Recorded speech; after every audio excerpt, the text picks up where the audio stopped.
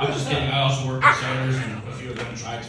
I am always big spoon. Remember that. Let's see. Oh, I also love my grandmother. I don't know who's shit talking grandmothers, but my grandmother survived 3 husbands. What does that say? They all wanted to leave early. So that's about how my family rolls. I roll downhill just because I'm fat and I don't care. My hair has stretch marks. So I accepted my lot in life. I like food. I don't like exercising. I've had 15 surgeries. I get cantankerous as I get older. And I'm pretty sure that by the time I'm 60, I'll fight a motherfucker because I don't care. So, what do I want to talk about today? We can talk about my wife. She used to work at Planned Parenthood. My son likes to bring up stories about that, and so I'm going to share a story with you. Years ago, probably close to 14, 15 years ago, I was playing on a softball team, and one of my friends came up and said, Mike, do you have a coat hanger? I said, no, I don't. But my wife probably does. She works right up the road. Where does your wife work? Planned Parenthood. The look of shock on his face was worth it. Okay? It really was.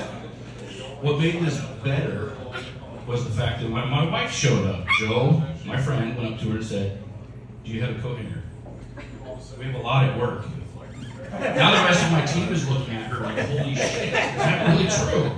I couldn't have set that up if I planned it. It was worth it. I loved it. I used to threaten to fuck with the protesters there just because why not? Oh, I am going to. Trust me. This is happening. The protesters are also from all the church people that she goes to, which makes it sweet. So those of you who don't know Brock is one of our comedian friends. He's about that tall. And him and I are going to set up sometime soon when the weather's nice. I'm going to dress up as Jesus, and he's going to dress up as a baby. I'm going to put him in a box that says dumpster.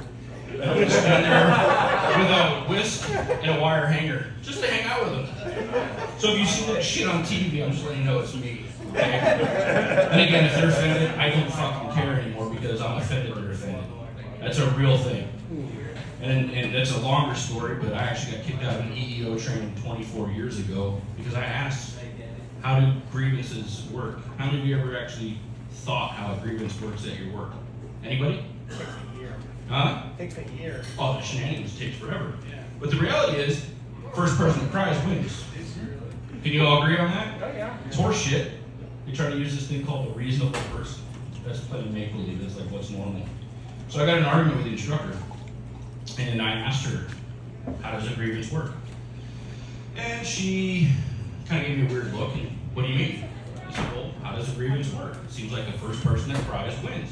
She gave me a really nasty look. I was about 23 years old. I was working with a ton of people that I used to work, or that I went to high school with their kids, so I was still a kid in their eyes.